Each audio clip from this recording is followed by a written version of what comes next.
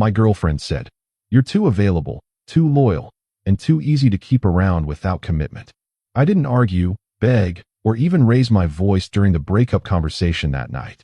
Months later, she froze after seeing my engagement photos shared by one of the same friends who once encouraged her to leave me. "You're too available, Beckett." She said it the way someone says "pass the salt." Casual, unbothered, like she'd been rehearsing it in the mirror for weeks and had finally decided tonight was the night to perform it. I didn't say anything. I just looked at her. Kennedy was sitting across from me at the kitchen table, her wine glass half full, her posture relaxed in a way that told me she wasn't nervous about this conversation at all. She wanted me to react. I didn't. "You're too loyal," she continued. "It makes everything feel predictable." There it was. The second one. She let that one sit in the air between us like smoke. I watched her fingers trace the rim of her glass, still waiting for me to flinch. And honestly, she looked up. "You're too easy to keep around without any real commitment from me." 3 sentences. That was it. 3 sentences to describe everything she'd decided I was. Too available. Too loyal. Too easy. I didn't argue. I didn't beg. I didn't raise my voice. I didn't even clear my throat. I just sat there, in the apartment we'd shared for 14 months, and let the silence do what silence does best. Fill everything. Kennedy watched me with this expression I'd never seen on her face before, somewhere between expectation and the first flutter of something that wasn't quite confidence anymore. She had expected a reaction. She wasn't getting one.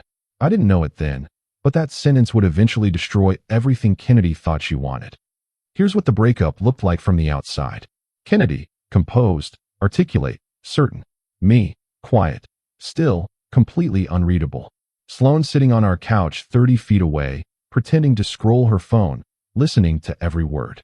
And Bryn, near the kitchen doorway, holding a glass of water she'd stopped drinking about 10 minutes ago. Neither of them should have been there. That part still gets to me. Kennedy had invited her 2 closest friends over for dinner that night. I hadn't known what the dinner was for. I'd cooked. I'd opened wine. I'd set the table. And then Kennedy had waited until we were all sitting down, until the pasta was served and the second glass was poured, to turn to me and say the first sentence. "You're too available, Beckett." So there was an audience. She had brought an audience. Sloane had looked up immediately, not startled, prepared. She had known. She had probably helped write the speech. Bryn, on the other hand, had gone very still. Her fork had stopped moving. She'd looked at Kennedy with this expression that wasn't quite disapproval and wasn't quite surprise. It was something more uncomfortable than both. Kennedy kept going. She talked for another 12 minutes. I know because I watched the clock on the microwave behind her head.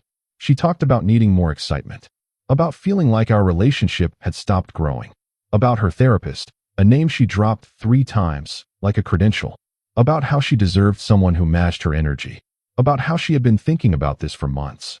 Months. And the whole time she talked, I watched her. Not with anger, not with sadness, with this very specific, very calm kind of attention that I think unsettled her more than tears would have. Sloane jumped in once. "She's been really struggling with this, Beckett. This isn't easy for her." I looked at Sloane. I didn't respond to that either. Bryn set her water glass down, very carefully, like it might break. When Kennedy finally finished, she looked at me with this expression that was half relief and half something she hadn't prepared for. She had expected a fight, or pleading, or at minimum, a raised voice. She got none of it. "Okay," I said. "Just that." "Okay." Kennedy blinked. "Okay. I heard you. That's all you have to say?" I pushed back from the table. "I think that covers it." I picked up my plate, walked to the kitchen, rinsed it, set it in the drying rack. And then I went to the bedroom, pulled out a bag, and started packing enough for a few nights. Kennedy appeared in the doorway. "You're not going to say anything else?" I folded a shirt. "What would you like me to say?" She opened her mouth, closed it. I could feel Sloane behind her, just out of view, watching. I could feel Bryn further back, not watching at all. "I thought you'd." Kennedy started. "Fight," I said. She didn't answer. I zipped the bag. "Take care of yourself, Kennedy." I walked past her, past Sloane, who looked at me with an expression I can only describe as briefly, involuntarily confused. Past Bryn, who looked at the floor. And I left. The door didn't slam. I didn't let it. I didn't realize it then, but that moment changed everything. If you enjoy real stories like this, subscribe, because what happened next changed everything for me. We had been together for 2 years and 4 months. That part matters. Not because of the number itself, but because of what 2 years and 4 months actually means in the life of two people who had, at various points, talked seriously about a future. We met at a company event in Chicago. Kennedy was there with a friend who worked in my building's corporate offices. I was there because my firm had co-sponsored the networking dinner. She was funny that night. Sharp. She had this way of cutting through small talk that I found immediately refreshing. We talked for 3 hours. She texted me first. That part one always remembered. She texted me first. Within 6 months, we were spending 4 nights a week together. Within 10 months, she had a drawer at my apartment. At 14 months, she moved in. Not because I pushed. She asked. She had been frustrated with her roommate situation, and one evening in March, sitting on my couch, she'd said, "Would you ever want to do this for real?" And I had said yes. We weren't engaged, but we had talked about it. Multiple times. I had taken her to look at rings once. Just to browse. She had spent 40 minutes in that store. She had pointed out exactly what she liked. We had talked about timelines. We had talked about neighborhoods. We had talked about whether we wanted kids, and how many, and what we each felt about religion and money and extended family, and all the things that matter when you're building something real. She had cried once, describing what she wanted her life to look like at 40. I had listened to every word. I had remembered every word. There were small signs, looking back.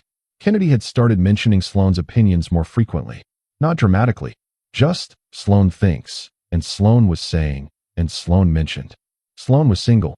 Sloane had opinions about men that I'll be charitable and simply call skeptical. Sloane thought commitment was a negotiation. Sloane thought loyalty was something men used to keep women complacent. I had never liked Sloane. I had never said that to Kennedy. I had cooked dinner for Sloane 6 times.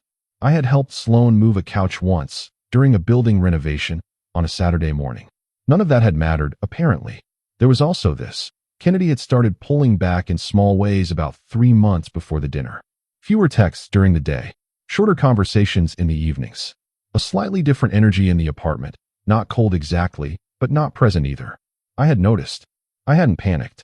I had given her space, because that's what I thought she needed. I had asked once, quietly, whether something was bothering her. She had said no. She had said she was just tired from work. I had believed her. At the time, I thought that conversation was meaningless. Months later, I understood why it mattered. I stayed with my friend Marcus for 2 weeks. Marcus had a guest room, a good coffee maker, and the wisdom to not ask too many questions. He asked one question on the first night. "You okay?" I said yes. He nodded. We watched a basketball game and went to bed. That was that. I found a short-term furnished apartment by the end of week 2. 3rd floor. 1 bedroom. High ceilings. I liked it immediately. I signed a 6-month lease and started rebuilding my routine from scratch. Morning workouts I'd been putting off for 2 years. Sleep schedule. Better food. Books I'd been meaning to read. Work. A lot of work. I was a senior analyst at a mid-sized investment firm in Chicago's Loop. The kind of job that rewards the people who actually show up and do the quiet, unglamorous work that nobody posts about. I showed up. I did the work. Within 3 months, I had been moved to a high-priority client portfolio. My director pulled me into her office and told me I was being considered for a team lead position. I thanked her, went back to my desk, kept working. Meanwhile, Kennedy's version of the breakup was unfolding on the other side of the city in ways I was only partially aware of. I wasn't following her social media. I wasn't asking mutual friends for updates. But I heard things. Marcus heard things too. And occasionally he'd mention something in passing because he thought I should know. From what I gathered, Kennedy was thriving. That was the word people used. Thriving. Girls' nights out. Weekend trips with Sloane. A new fitness routine. New clothes. Brunch photos. All of it curated and posted with the specific energy of someone telling a story about who they were becoming. Sloane had apparently been triumphant. Marcus mentioned once, very carefully, that Sloane had been talking in certain circles about how Kennedy had finally stopped settling, had finally stopped wasting her best years, had finally done what she deserved to do. I processed that, stored it, moved on. What nobody in those circles seemed to notice, or care about, or bother to question, was that I wasn't devastated. I wasn't posting angry things. I wasn't reaching out. I wasn't telling my side of the story to mutual friends. I had simply left, quietly, completely. That seemed to confuse people more than grief would have. Bryn had texted me once, about 6 weeks after everything. "Hope you're doing okay, Beckett. You didn't deserve that." I had thanked her. Briefly. Nothing more. I didn't want to be someone's narrative. I didn't want anyone's pity. I just wanted to rebuild. And that's exactly what I was doing. Quietly. Completely. Invisibly. About 2.5 months after Kennedy and I ended, Marcus texted me on a Thursday afternoon. She's seeing someone. I stared at the message for a moment. Typed back, okay. Marcus, you sure you're good? Me, yeah. And I meant it. Which was either a sign of emotional health or the most alarming thing about me, depending on who you asked. His name was Weston. Weston Hargrove. I learned this not because I sought the information, but because in a city the size of Chicago, within an overlapping social professional landscape, information finds you whether you want it or not. He was 35. He worked in private equity, or said he did. He drove a car that cost more than most people's annual salaries. He wore watches that people who follow watches would recognize. He had the kind of confidence that photographs well. The friend group's reaction was immediate and loud. Sloan, by all accounts, was electric. Kennedy had apparently introduced them at a rooftop event, and within 2 weeks they were inseparable in the way that new relationships always are when someone is very deliberately performing happiness for an audience. The photos came fast. Restaurant openings. A weekend in Miami. A private boat. Sloan was posting about Kennedy's life almost as frequently as Kennedy herself. There were comments. She's glowing. This is what you deserve, babe. Okay, upgrade alert. Marcus showed me one photo. Once. I looked at it for 5 seconds. Put the phone down. You're not even a little angry, Marcus said. It wasn't a question. No. That's either very healthy or very scary. Probably both. Bryn, from what I heard through the quiet periphery of shared social connections, was less enthusiastic. She had apparently asked Kennedy, early on, whether she was sure about Weston. Kennedy had told her she was being negative. Bryn had gone quiet after that. The kind of quiet that means someone is watching and waiting. I had no reaction to any of it. Not publicly. Not privately. Weston was the kind of man Kennedy had apparently decided she deserved. Flashy. High profile. Exciting. Good. I genuinely wished her well. I had no interest in competing. I had no interest in proving anything. I was focused on my own life. My work. My apartment. My mornings. There was something nobody knew yet, and I wasn't telling anyone. The Weston era, by all external measurements, looked extraordinary. Kennedy's social media in those months was the kind of content that makes other people feel like their lives are insufficient. Weston took her to Aspen in January. There were photos from a restaurant in New York that had a 3-month wait list. A birthday dinner where the table had flowers that cost more than most people's rent. He bought her things. Not occasionally. Constantly. And Kennedy received them beautifully. She had always been photogenic. Now she was incandescent in the deliberate, performed way that comes when someone decides their life is the story they most want to tell. Sloan was right there with her. Every trip, every dinner, every gallery opening and charity event and rooftop bar. Sloan had found, in Kennedy's new relationship, a kind of vicarious validation, proof that she had been right all along. That stability was a trap. That loyalty was laziness in a better suit. That women who wanted more should simply take more. I heard all of this secondhand. I registered none of it. Because quietly, on the other side of the city, I was living a different kind of story. The team lead position came through in February. A significant raise. A new office. A team of 6 analysts who were sharp and motivated and fun to work with. I moved into a better apartment in March. Floor-to-ceiling windows. Exposed brick. Close to the lake. I had started running seriously in January, just as a reset, just to clear my head, and by April I had completed my first half marathon. I hadn't posted about any of it. I wasn't on social media in any meaningful way. My world was small, intentional, and genuinely mine. Marcus noticed the change. You look different, he told me over dinner one night in April. Different how? Like you stopped carrying something. I thought about that. Yeah, I said. I think I did. He raised his glass. I raised mine. We didn't make it a bigger moment than it needed to be. On Weston's side of things, and I only knew this because Bryn had, around this same time, begun quietly confiding in someone who knew Marcus. In that 6 degrees of Chicago way, things were not entirely what they appeared to be. Small things. A dinner canceled last minute, twice. A weekend trip Weston had promised that quietly disappeared from any conversation. A woman who had appeared in the comments of one of his Instagram photos. Kennedy had apparently asked about her. Weston had laughed it off. Kennedy had laughed along with him. But Bryn had noticed Kennedy's eyes during that conversation. She hadn't been laughing in her eyes. None of this reached me directly. I only found out later. At the time, I was just living my life. Working. running, reading, existing quietly in a way that felt, for the first time in a long time, entirely like mine. Then one photo changed everything. The Aldridge Group annual industry dinner. Every April, Chicago's Marriott Marquis Ballroom. 400 people. Finance, real estate, private equity, law. The kind of event where the industry's landscape shows up in the same room and everyone pretends they're there for the nonprofit it benefits. I had attended every year for the past 4 years. This year was no different. I wore a new suit. Charcoal. Well cut. Not flashy. Marcus came with me. We were about 90 minutes into the evening. Drinks finished, dinner cleared. The room loosened to that pleasant mid-event hum when Marcus touched my elbow.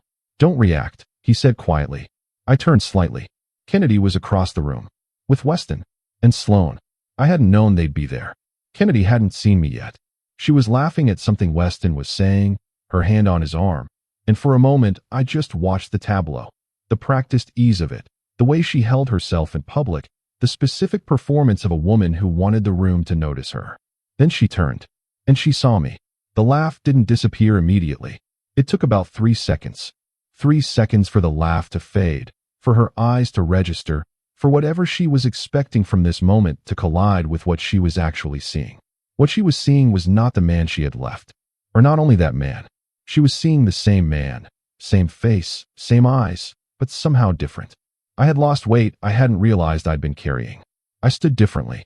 The suit helped, but it wasn't the suit. It was something underneath it. Some quality of settled certainty that I hadn't had 14 months ago. She held my gaze for a moment. I nodded. Once. The way you'd acknowledge someone you'd known professionally. Then I turned back to the conversation I'd been having. Marcus said nothing. He was very good at saying nothing when nothing was the right thing. About 20 minutes later, I found myself at the bar getting a second drink, and Kennedy appeared beside me. "Beckett, Kennedy, you look." She paused. "Good, thank you." She waited. For what? I wasn't sure. "How have you been?" she asked. "Really well," I said. And I meant it simply, without weight. "You? Good." "Yeah." She nodded too many times. "Weston and I are." "I know," I said not unkindly. "I've heard good things." She stopped. Something crossed her face. She had prepared for several versions of this conversation. This version wasn't one of them. She had prepared for bitterness, for lingering hurt, for the version of me that still measured my life against hers. She hadn't prepared for genuine indifference. Not coldness, not performed composure. Actual, settled, undramatic indifference. "It's good to see you," I said. "Enjoy your evening." I picked up my drink, walked back across the room. Marcus raised an eyebrow when I returned.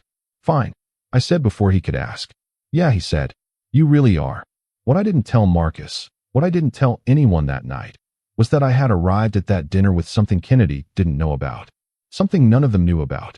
Something that had been quietly, patiently, beautifully becoming the best part of my new life. There's a conversation I never told anyone about. 14 months into the relationship, the same month Kennedy moved in, I had a phone call with my mother that lasted nearly 2 hours.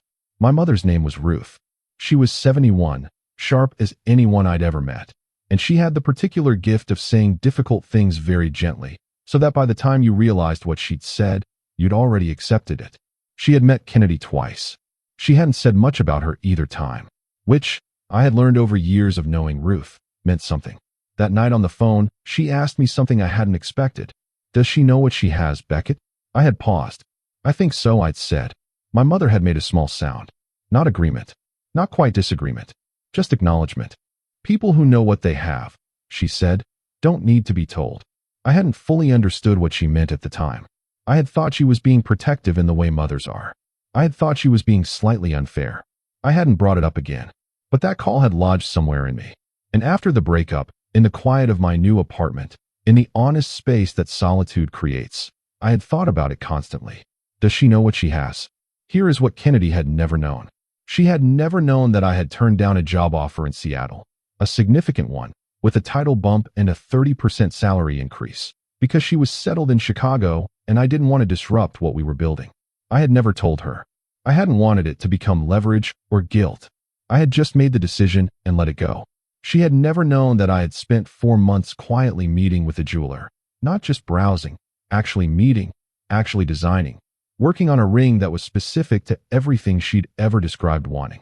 That ring had been 3 weeks away from being finished when she sat down at that kitchen table. I had put the project on hold that night, and later, quietly, I had told the jeweler to keep the deposit and redesign it entirely. She had never known that in the last 6 months of our relationship, the months when she was quietly pulling away, the months she later said she'd been struggling, I had turned down 2 invitations from women who had made their interest clear.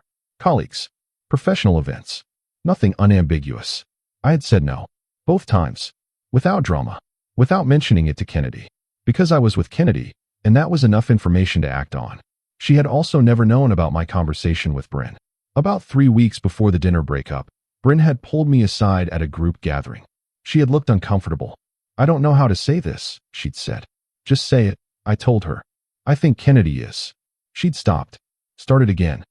"I think Sloan has been filling her head with things. I think Kennedy is going to do something she might regret. And I don't know if you should. I don't know what you should do." I had looked at Bryn. I had appreciated her honesty. I had told her I understood. And I had gone home that night and decided something. If Kennedy wanted to leave, I wasn't going to make myself smaller to keep her. I wasn't going to chase. I wasn't going to fight. I wasn't going to perform a version of desperation that might buy me another few months, but would cost me something I couldn't name and couldn't afford to lose. My self-respect. Not the performative kind. The quiet kind. The kind that doesn't need an audience.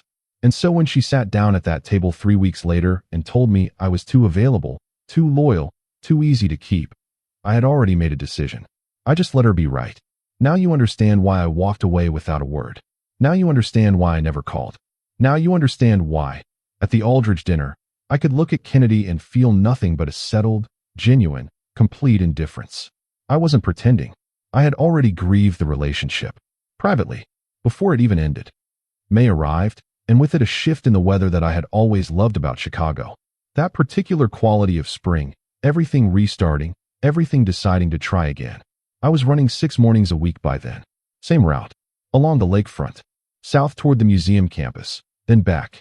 There was a version of me from 14 months earlier who would have struggled to run 3 miles. Now I was running 8 without thinking about it. Work was demanding and rewarding in equal measure. My team was performing well. My director had mentioned a further review of my trajectory at the firm, language that meant something at that company. My apartment had started to feel genuinely like mine. Bookshelves full. Kitchen functioning. A life with texture and quiet purpose. Meanwhile, from the periphery, the Weston situation was developing in ways that Bryn was now openly, if cautiously, reporting to anyone who would listen. And enough people were listening that eventually pieces reached me. The canceled trips had become a pattern. 3 now, not 2. The woman from the Instagram comments had a name. Bryn knew the name. She had not told Kennedy the name directly. She had tried, twice, and Kennedy had shut it down both times. But Bryn knew. The promises Weston had made, about moving in together, about a trip to Europe that was supposed to happen in June, about a future that was always framed in the upcoming tense, had begun to soften, become vague, become deflected with charm. Weston was very good at charm. He was the kind of man who could make you feel like a temporary disappointment was actually a preview of something better. Kennedy was still posting, still performing, but the energy had shifted slightly, more carefully curated, less spontaneous. The difference between someone living a life and someone managing a narrative. Bryn told someone that Kennedy had cried after a phone call with Weston in late April. Had told Bryn it was fine. Had told Bryn she was just tired. Bryn had recognized those words. She had heard them before. From me. In a different apartment. 14 months ago. And then it happened. Kennedy reached out. Not a call. A text message. Simple. "Hey, I've been thinking about a lot of things. Would you ever want to get coffee?" I read it twice. I didn't respond immediately. I put my phone down. Made dinner. Went for a run. Came back. Read it again. Then I typed back. "I'm glad you're doing well, Kennedy. I don't think coffee is a good idea, but I genuinely wish you well." That was it. She read it. Didn't respond. I understood. She had expected. What exactly, I'm not sure. A crack. A yes. Some evidence that the door was still open. There was no door. There was no open. I had not built a life around a door to the past. I had built a life pointed entirely forward. And that life, the forward-facing one, the quiet one, the unglamorous one nobody was posting about, had recently introduced something I hadn't planned for and hadn't sought. Something that had arrived simply, naturally, in the way that real things often do. I wasn't ready to talk about it yet, but it was already changing everything. Her name was Delaney Marsh. We met in April at a small dinner party hosted by a colleague of mine named Peter. 8 people, good wine, a dining table that forced actual conversation. She was a structural engineer. She worked on infrastructure projects, bridges, transit systems, the kind of work that takes years and ends up in a city's bones. She talked about it the way someone talks about work they actually love. Not performing passion, just having it. We ended up talking for most of the evening. Not exclusively, not dramatically, just the way 2 people talk when they've found the conversation genuinely worth having. She was 31, from Portland originally. She had been in Chicago for 4 years. She had a dry sense of humor and a directness that I found immediately, instinctively comfortable. She didn't ask me what I drove. She didn't mention what neighborhood she lived in. She asked me what I was reading. We talked about books for 45 minutes. I asked her to dinner about 3 weeks later. Not immediately, not dramatically. I had wanted to be certain I was asking because I actually wanted to, not because I was filling a space. The dinner was easy. Easy in a way I had forgotten conversation could be. She paid for half without making it a statement. She texted me the next day, not that night, not immediately, just a simple, unhurried message that said she'd had a really good time. I texted back that I had too. We went out again. And again. It built the way real things build. Not in a rush, not with urgency, but with the specific, patient accumulation of someone who is genuinely present. She met Marcus in June. Marcus, who was not easy to impress and not interested in pretending otherwise, had pulled me aside afterward and said simply, "She's real." That was Marcus's highest possible evaluation. I smiled and said I knew. I want to be honest about what Delaney was not. She was not a performance. She was not a response to Kennedy. She was not selected to prove anything to anyone. She was simply a person, a specific, complete, singular person, who had wandered into my rebuilt life at the exact moment I had finally, fully, become someone worth wandering toward. We had a conversation in July, a Sunday morning, her apartment, coffee on the fire escape, where she looked at me and said something I hadn't expected. "You're the most settled person I've ever dated." Settled how? Like you already know who you are. She tilted her head. Like nothing I do or don't do is going to change that. I thought about that. Is that a good thing? I asked. It's the only thing, she said. Somewhere across the city, the Weston situation was accelerating toward its conclusion. And somehow, impossibly, I was about to be pulled back into Kennedy's orbit one final time. Not by anything I did. By a photograph. I asked Delaney to marry me in September. On a Saturday morning. Lake Michigan. Early. Before the city woke up. No audience. No performance. Just the 2 of us and the water and a question I had been certain about for months, but had waited on because I wanted to ask it from fullness, not urgency. She said yes before I'd fully finished the sentence. We sat on the rocks afterward and didn't say much. The ring was simple. She had mentioned, once, very offhandedly, that she didn't like complicated settings. I had remembered. We told family first, then close friends. Marcus was the 3rd call.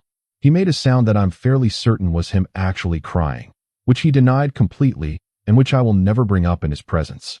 And then Bryn, who had become, in the years since everything ended, a quiet and genuine friend in her own right, asked if she could share the engagement photos that a photographer friend of mine had taken.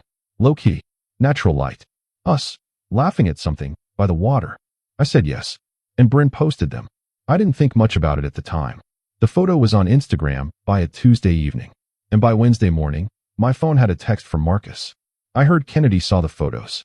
I didn't ask for details, but details arrived anyway, because they always do.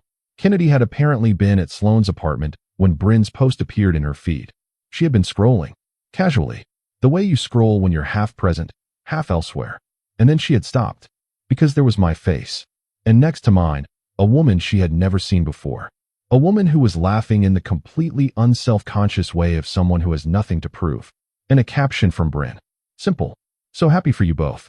The best kind of love." Kennedy, from what I heard later, had not said anything for a long time. She had just stared at the photo. Sloane had looked over and gone still too. Because it was one thing to know, abstractly, that the man you had left had moved on. It was another thing entirely to see it. To see not just a relationship, but a specific quality in a photograph. The ease of it, the realness, the complete and visible absence of performance, and to recognize, in a single image, the distance between what you had chosen and what had existed. Kennedy had not moved on easily. The Weston situation had ended in July. Quietly. Badly. Bryn had finally told her the name of the woman from the Instagram comments.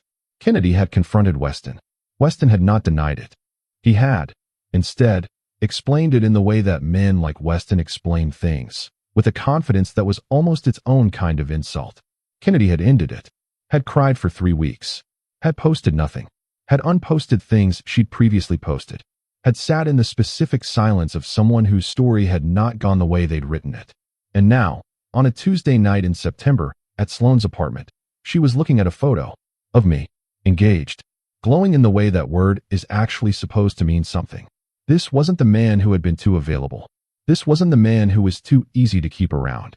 This was the man she had misread so completely that the error had restructured her entire last year.